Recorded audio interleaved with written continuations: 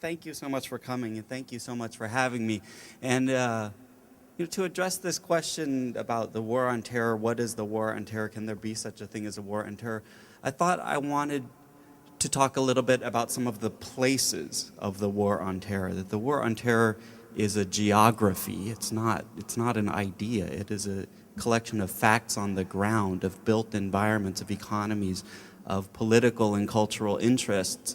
And I think to start to describe this geography, we can look at one of its archetypal sites, which is the Afghanistan, right? This is where the whole thing began. And in Afghanistan, north of Kabul, there's a big military base. It's called Bagram Air Base. It's very big. It looks almost like a suburban, an American suburb. And on the base, they have a Burger King, they have a PX there, a department store where you can go and you can buy Doritos and iPods and what have you. In that complex, there's a mess hall. And in that mess hall, all the people that work there can go and have food that's provided by Kellogg, Brown, and Root. And they've fried chicken, mashed potatoes, burgers, you name it. And next to all the different food offerings in the buffet, it tells you how many calories are in each dish. And there's the subtle message is that you could actually get fat serving at in this one of the war on terror's hearts of darkness.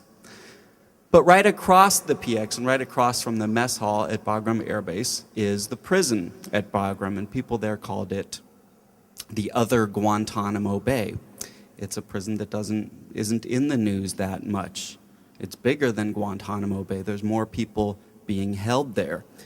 Curiously or predictably, there's far less oversight over the prison at Bagram that there is at Guantanamo Bay. People who are held there have no access to lawyers. The old enemy combatant status review process is still in effect there, unlike at Guantanamo Bay. So we have that. Now we have another system as well. If you go southeast of Bagram Air Base in Afghanistan, there's a complex. It's kind of out in the middle of nowhere a little bit. You kind of drive along a road, the back road to Bagram, and there's high walls made out of brick, guard posts, and there's a big sign that says no photos. There's a checkpoint, but there's nothing to indicate what actually goes on there. If you ask some of the guards that work there, they'll tell you that it's a training facility for intelligence. It's unclear exactly what. But we also know that there is a black site there. And there was a prison there called the Salt Pit, which was a place where the CIA would kidnap people around the world and take them to this secret prison.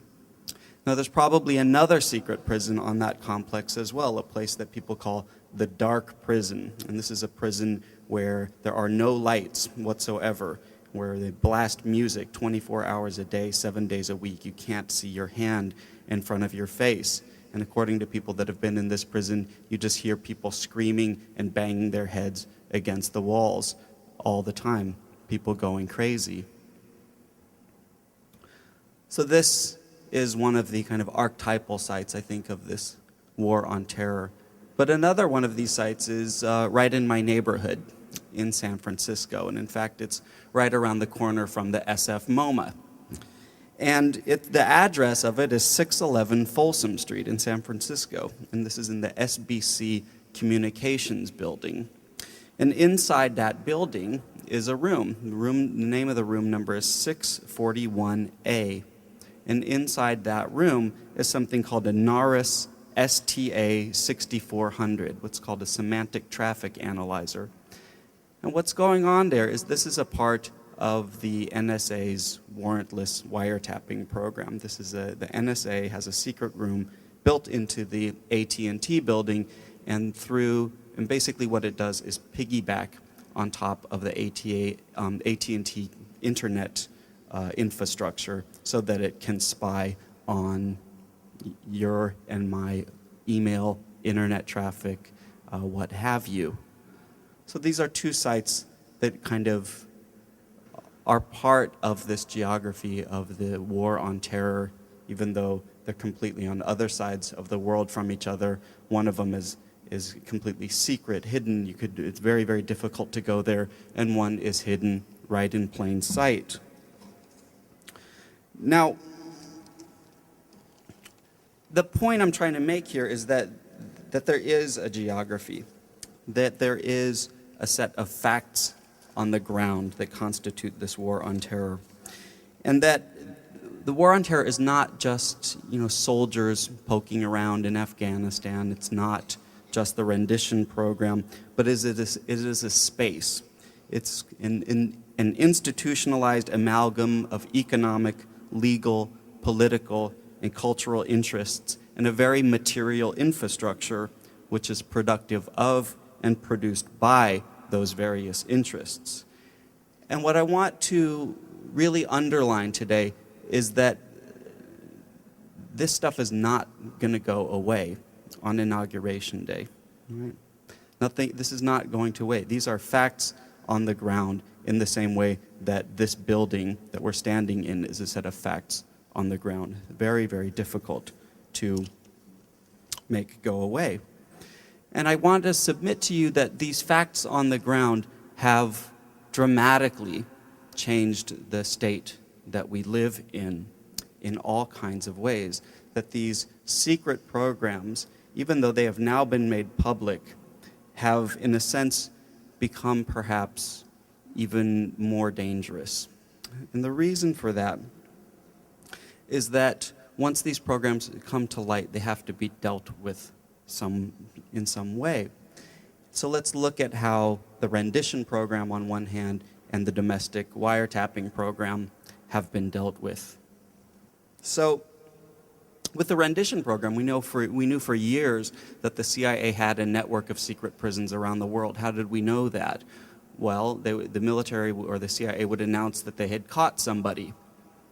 And that person wouldn't show up at Guantanamo Bay. So they had to be somewhere in the world, so therefore there had to be a space somewhere around the world where these people were being held. Now, some people did various reporting on this, identified the possible locations of some of these places. But what happened? On September 6th, 2006, the president came out and said, yeah, it's true. We have this high-value detainee program, whatever they call it. We have these guys. We've been holding them in secret prisons around the world. And what we're doing is we're going to transfer them all to Guantanamo Bay. So that's what they did. Now, you have a problem there.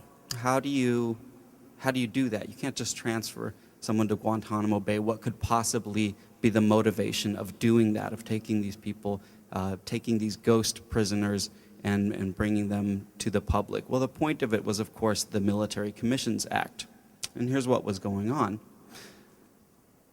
The people that were held at Guantanamo Bay it had become common knowledge that these guys were mostly a bunch of nobodies. The vast majority of them had been picked up by bounty hunters. The system was completely collapsing there. It just looked like a complete mess. And so what the Bush administration did by transferring these high-value detainee guys there is to really up the ante, as it were. And what I mean by that is basically what the administration was saying is, okay, here's Khalid Sheikh Mohammed. Here's a guy that everybody agrees is a bad guy. Now, we're bringing him into public, and obviously, everybody wants to put him on trial. He needs to be held accountable for all the various things that he'd done. And the only way, and we've been disappearing him. I mean, he's been disappeared for years. He's been tortured. We've completely held him outside of the law. And so the only way that we're going to be able to put him on trial is to retroactively legalize everything that we've done to him, to retroactively legalize the black sites, the rendition program, and all the rest. And this is exactly what happened with the Military Commissions Act. So you have this covert program, this illegal program brought to light. What happens? The law is then changed to accommodate it, right? So instead of being a covert program, which is admittedly an illegal program, the reason why you have a covert program is because it's illegal. By bringing that to light, you, in a sense, transform the legitimate functions of the state, right? You change the state itself in order to accommodate that. Now, One of the implications at the time was that these prisons were closed. Right? So the underlying message is that this program had been shut down, the black sites were closed, that the CIA was no longer holding ghost prisoners. And something weird happens. In April 2007, a guy named Abd al-Hadi al-Iraqi shows up at Guantanamo Bay. We knew that he had been captured in late 2006. So where had he been for those 6 months? So right there, the implication is that these black sites, in fact, stayed open, that this CIA program, in fact, stayed operational. And there are many, many other examples of people like this who are ghost prisoners who continue, to remain missing. People like Walid bin Amzi, Musab Aruchi, Mohammed Satmarian Nasser. Where are these dozens of people who to this day remain missing? People that the military or CIA has admitted that have been captured, but will not say where they are. So this is what's happened with the rendition program. What's happened with the NSA wiretapping program? Well, something very, very similar.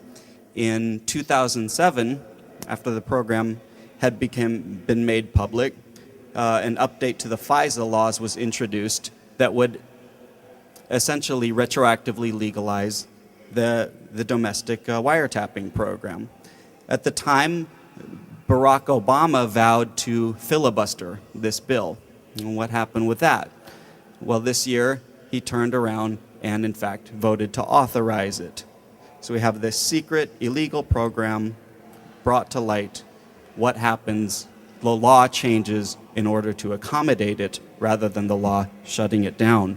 Again, the legitimate functions of the state have been changed. And I think that there are many, many other examples of this kind of thing that have gone on since 2001. And even before 2001, we have things like the rise of something called Joint Special Operations Command. This is the secret part of the Army. These are units like Delta Force, a unit called the Night Stalkers, a unit called the Gray Fox, or the Intelligence Support Activity. These are units who are outside of the same rules of congressional oversight that apply to the CIA. The CIA was involved in all sorts of paramilitary things that were happening outside of the law. There was investigations into this in the 1970s in the Church and Pike hearings, and there were rules that were placed on the CIA conducting these sorts of activities. Those rules never applied to the military. And so what we have is a part of the military which is modeled after the CIA in essence, but is even subject to far less scrutiny and far less congressional oversight than even the CIA. And this part of the military has become hugely important in the last couple of years. We also have the almost complete privatization of the intelligence community. The vast majority of intelligence work nowadays is being done by private contractors. We have private contractors who have waterboarded people, who have interrogated people. We have private contractors writing the president's daily briefs every morning. And of course, you can see how that is very, very dangerous. Whatever you think of an institution like the military or the CIA, they still are public servants in a way that people working for Lockheed Martin or even far more obscure companies are not. We've seen the dramatic growth of the so-called black budget, the hidden part of the Pentagon's budget and the intelligence budget, which at this moment is at historic highs. It's never been greater than it is at this moment. And so what we've seen created is a kind of war on terror complex. I don't want to say industrial complex because it's more kind of a post-industrial complex. But this is not going to go away anytime soon. I think a lot of people have a feeling that I have that this era is coming to an end, things are going to get better, it can't go on this way, and I fear that that's actually not true, that this stuff is not going to go away anytime soon without a lot of people doing a lot of work to shut it down. And I'm very, very honored to be here tonight with some of the people that are doing that work. Thank you very much.